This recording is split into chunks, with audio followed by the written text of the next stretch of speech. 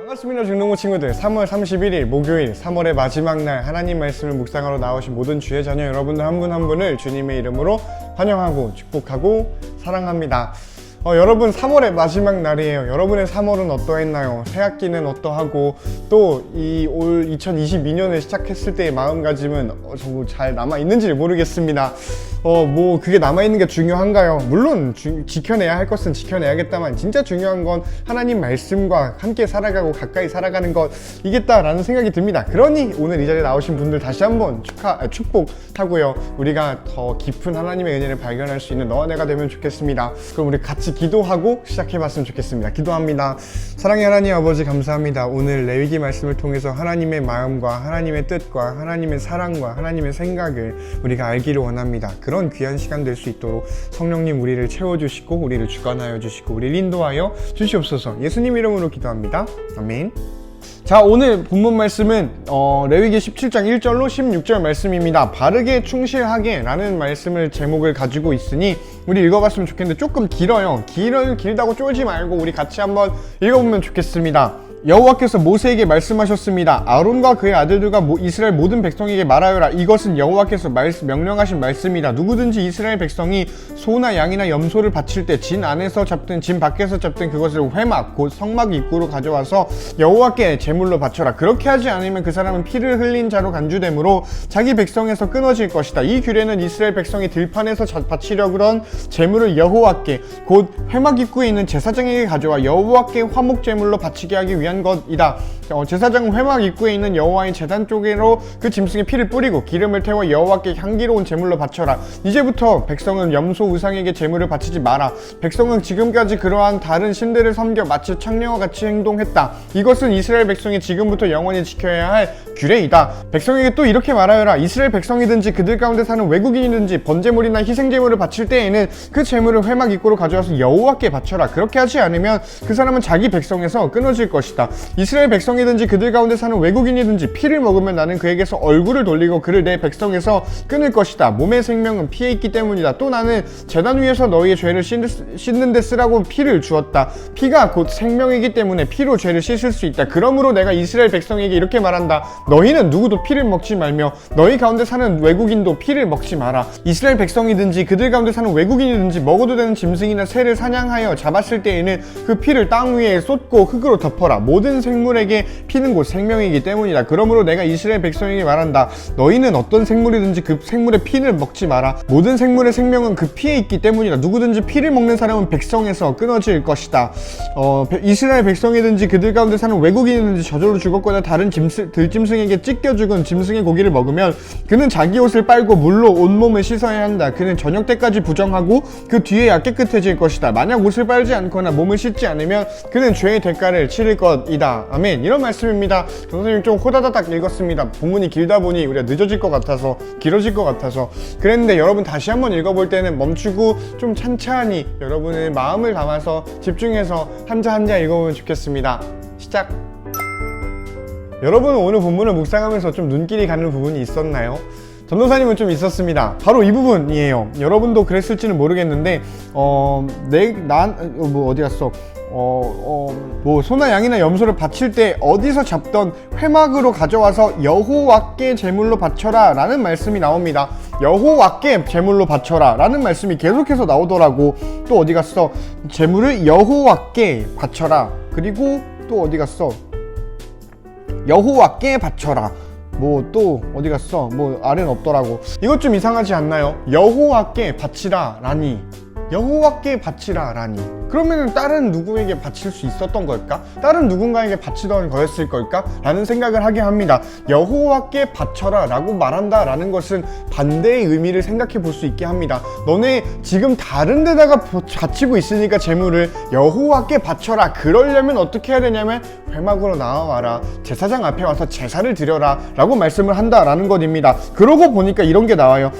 들판에서 바치려던 제물을 진 안이든 진 밖이든 어디선가 하나님께 예배를 드리려고 하는데, 제사를 드리려고 하는 때 이제 너네는 나와서 예배를 드려라, 회막으로 가져와서 너네 제사 드려라 라고 말한다 라는 것이지요. 우리 레위기 번제를 처음 시작할 때 이야기를 했습니다. 백성이 제사를 드리려거든, 누구든지 그 하나님께 여호와께 제사를 드리려거든 이렇게 하십시오 라고 하다 보니 이 제사들은, 모든 제사들은 자원하는 마음이 시작이었습니다. 그러니 자원하는 마음을 가지고서 내가 언제든지 하나님께 예배할 수 있겠지? 라고 생각이 들 수도 있겠다만 그게 아니었다라는 거죠. 자원함이 있었으면 그 후로는 참여함이 있었잖아. 그러니 그 참여함은 내 마음대로 하는 게 아니다 라는 거예요. 그러니 내 편한 대로 하나님께 해야지, 내가 뭐 이거는 하나님이 이렇게 하라 그랬는데 그거는 좀 귀찮으니까 빼고 내가 하고 싶은 대로 이렇게 할 거야, 나는 이런 스타일이야 라고 해가지고 드리지 말라 라는 거예요. 그거 여호와께 드리는 게 아니다 라고 오늘 본문이 이야기를 하는 이지 않을까 라는 생각이 전도사님한테는 있습니다. 그럼 누구한테 하는 거겠냐? 나한테 하는 거예요. 나 좋으려고 하는 거예요. 아모스서를 보면 그런 말씀이 나옵니다. 길갈에 가서, 베델에 가서 너네가 제사를 오지게 드릴 텐데 그거 내가 기뻐하는 게 아니라 정작 너네가 기뻐하는 거잖아 라고 아모스 선지자가 4장인가 3장에서 이야기를 합니다. 그러니 하나님께서 기뻐하시는 제사를 드리려면 하나님께서 우리에게 가르쳐 주신 방법으로 드려야겠다라는 것입니다. 자원하는 마음으로 하나님께 나아오는 거 너무 좋아요. 그러면 그때부터 내 마음대로 하는 게 아니라 그때부턴 하나님의 뜻대로 우리가 순종할 필요가 아니라 순종해야 하는 게 하나님을 믿는 그리스도인들의 삶이겠다라는 생각이 전도사님한테는 들었습니다. 그러니 우리에게 정말 중요한 것은 내 멋대로 하나님을 믿는 게 아니라 정말 사소한 부분까지, 이건 내 개성이고 이건 내 스타일이고 이거는 내 뭐 이런 거니까 이건 내 퍼스널리티야, 이거를 건드리면 난 교회 가지 않겠어 라는 고집이 우리에게는 좀 필요한 부분도 분명히 있긴 한데, 예배에서는, 하나님께 나아가는 것에서는 우리가 주님께서 원하시는 대로 하는 것이지 내가 원하는 대로 주님께서 움직여주기를 바라는 건 그거 신앙 아니겠다라는 생각이 전도사님한테는 드는 오늘 본문이었습니다. 그리고 이 아래쪽을 보면은 피에 대한 이야기가 이 부분에 걸쳐서 위에 부분에 필적하는 만큼, 이만큼인데 이만큼, 거의 동등한 양의 내용을 과 생명에 대해서 이야기를 하고 있습니다. 그런데 이 피에 대해서 이야기하면 좀 길어질 것 같고 전도사님은 좀 크게 흥미를 느끼지 못한 묵상이어서 피는 넘어가고요. 또 다른 묵상을 전도사님은 여러분한테 좀 나는 중요하다라고, 내 신앙에 있어서 정말 중요한 것이어서 여러분에게 쉐어링하고 싶습니다. 여러분 이걸 보면서, 여기 오늘 본문을 전체를 보면서 피에 대한 거든 뭐 제사에 대한 거든 뭐 어떤 거든 이 하나님께서 벌 주시는 모양이, 벌의 결과가, 벌의 양상이 무엇이라고 좀 발견한 게 있나요? 하나님께서 너네 이렇게 하면은 이거 틀린 거니까 내가 이렇게 벌을 줄 거야 라고 하는 그 벌의 내용이 무엇인가요? 한번 보자. 이 벌의 내용은 이렇게 나옵니다. 자기 백성에게서 끊어질 것이다. 자기 백성에게서 끊어질 것이다. 내 백성에서 끊을 것이다. 뭐 이런 것들이 나오죠. 백성에서 끊어질 것이다. 이 하나님께서 제사를 잘못 드리고 피를 뭐 잘못해가지고 혼나야 되는 백성들에게 내리는 벌은 뭐냐면은 그 자리에서 죽인다 이런 거 아니고요. 뭐 병을 준다 이런 것도 아니고요. 가뭄을 준다 이런 거 전혀 아니었습니다. 백성에서 끊어지게 하겠다라는 것입니다. 이게 주님께서 우리에게 주시는 이때 당시에 이 제사를, 이 정결함을 향해서 나아갈 수 있는 제사와 거룩을 향해 나아갈 수 있는 이 제사를 잘못 드리는 사람들에게 내리는 엄청난 벌이었다라는 거죠. 그리고 그 벌 내용이 무엇이었냐? 백성에게서 끊어지게 할 것이다 라는 말입니다.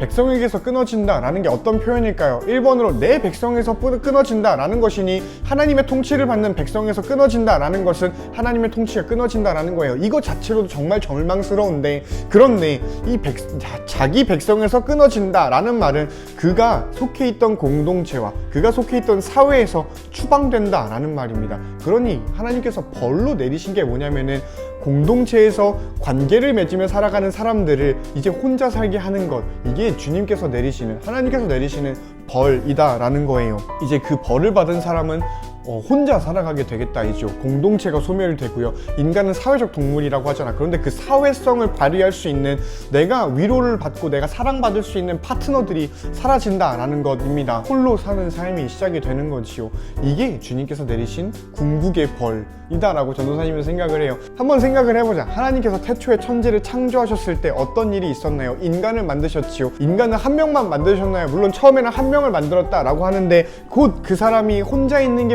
보기 안 좋아서 하나님께서는 한 명을 더 만드셔서 파트너를 주셨습니다. 이게 남성과 여성이 생겼다 보니 자연스럽게 가정이 되었는데, 남성과 남성이 생겼던, 여성과 여성이 생겼던 중요한 건 결혼이라는 가정, 이것보다는 사람은 혼자 있는 게 보기 좋지 않다라는 거예요. 그러니 인간의 근본적인 본래적인 속성은 공동체로 살아가는 것입니다. 이게 결코 모든 사람은 결혼을 해야 돼 라는 것은 아닙니다. 오늘날 이 땅을 살아가다 보면은 비혼을 생각하게 되는 게 너무나 자연스럽기 때문이지요. 그런 사람들에게 함부로 야, 기독교인은 무조건 결혼해야 돼 라고 말하기에는 이 세상을 살아가는 그 사람의 어려움을 너무 쉽게 무시하는 발언이 될 수 있으니 그런 이야기는 아니겠다 싶고요. 중요한 건 그 사람이 결혼을 하던 결혼을 하지 않던, 결혼을 하지 않는다면 더더욱이 그 사람은 공동체가 필요하다, 혼자 살아갈 수 없다, 결혼을 하지 않는 삶을 선택한다, 혹은 내몰린다 라고 해서 그 사람이 혼자 살아가고 싶은 사람이라는 건 아니기 때문입니다. 우리의 태초의 모습, 참 모습이 공동체로 기뻐하며 살아가는 것,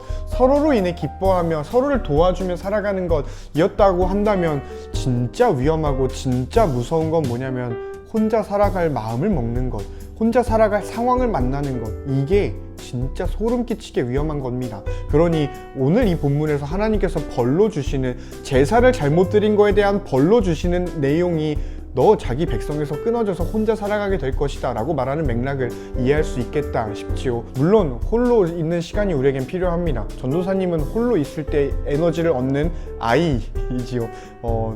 그렇습니다. 뭐 홀로 있는 시간이 필요 없다라는 게 아니라 사람이 살려면 혼자 살아가면 안 된다라는 거예요. 나도 홀로 있는 걸 좋아하지만 혼자 살아갈 수 없어요. 가족이 필요하고요. 뭐 내가 결혼을 할지는 모르겠지만 결혼을 하게 된다면 그런 존재가, 그 아내 같은 존재가 나에게는 없어서는 안 되겠다입니다. 그런데 요즘에는 결혼이 모두가 하는 게 아니다라는 생각이 들다 보니 이런 공동체를 어디서 만날 수 있을까? 가족이 그거를 충족할 수 없을 것 같은데 그러면은 이걸 어디서 충족할 수 있을까라고 했을 때 나는 그래서 교회가 이런 공동체구나. 교회는 사람을 혼자 두지 않는 곳이어야겠구나. 우리 한영교회 공동체는 그런 공동체여야겠구나. 너가 세상에 나아가서 살아간다면 혼자 있는 그 사람을 혼자 있게 만들어주지 않는 사람이 되는 게 그게 그리스도인으로서의 삶이구나 라고 전도사님은 생각을 해요. 우리가 학교에서 큐티 안 해도 돼요. 학교에서 밥 먹기 전에 기도하면 좋죠. 나는 했고 나는 지금도 하고 앞으로도 할 거거든. 그런데 그게 우리가 그리스도인이라는 것을 보여주지 않습니다. 우리의 능력은 식기도에 있지 않아요. 우리의 능력은 그런 길 가면서 성경책 보고 이런 거에 있지 않습니다. 혼자 있는 사람한테 같이 가가지고 그 사람을 혼자 두지 않는 것, 그 사람과 함께 해주는 것, 슬퍼한다면 같이 슬퍼해주고요, 기뻐하면 같이 기뻐해주고요. 그러면서 예수님 믿을래? 이런 얘기를 안 하더라도 그저 그 사람과 함께 있어주는 것, 이게 나는 그리스도인이 해야 할 일이라고 오늘 이 레위기 본문을 보면서 좀 생각이 들었습니다. 그게 주님께서 원하시는 제사, 선한 일, 우리가 가진 것을 남에게 베풀어주는 일, 그게 돈이라면 돈을, 마음이라면 마음을, 영혼과 생명이라면 생명을 나눌 수 있는 삶, 그리고 가장 고결하고 값진 것, 복음을 나누는 삶이겠다라는 생각이 듭니다. 히브리서 13장 16절은 그런 이야기를 하죠. 그렇습니다. 전도사님은 그런 생각을 가지고 있고, 그래서 오늘 조금 주저리 이야기가 길어졌는데 여러분의 레위기 묵상은 어떠실지 모르겠습니다. 오늘 본문을 마지막으로 레위기가 끝이 나고 내일부터 요한복음 묵상이 시작이 되더라고요. 개인적으로 레위기 27장까지 같이 보고 싶었는데 전도사님 진짜 정말 사랑하는 성경이 이 레위기이거든요. 그래서 레위기 가지고 이런저런 이야기를 참 많이 하고 싶었는데 아쉽습니다. 그래도 더 깊고 더 진한 예수 그리스도에 대한 이야기가 담겨있는 요한복음을 함께 이 사순절 기간 묵상하면서 주님을 더 사랑하고 가까이 갈 수 있는 너와 내가 되면은, 우리 한영중동부가 되면은 참 좋겠습니다. 그런 여러분이 되기를 축복하며 인사합니다. 안녕.